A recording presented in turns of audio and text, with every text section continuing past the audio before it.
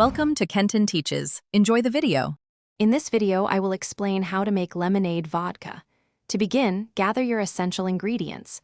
You will need 5 cups of freshly squeezed lemon juice, 1 cup of simple syrup, and 5 cups of your favorite vodka.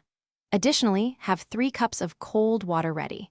These precise measurements ensure a perfectly balanced and refreshing drink. Let's get started on crafting this delightful beverage. Now, let's prepare the fresh lemonade base. First, squeeze enough lemons to get 5 cups of juice. Next, create your simple syrup by combining 1 cup of sugar with 1 cup of water in a saucepan. Heat this mixture gently until the sugar completely dissolves, then remove it from the heat. It is crucial to let the simple syrup cool down entirely before mixing it with other ingredients. With your lemonade base ready, it's time to combine everything. Pour the 5 cups of fresh lemon juice into a large pitcher. Then, add the cooled 1 cup of simple syrup.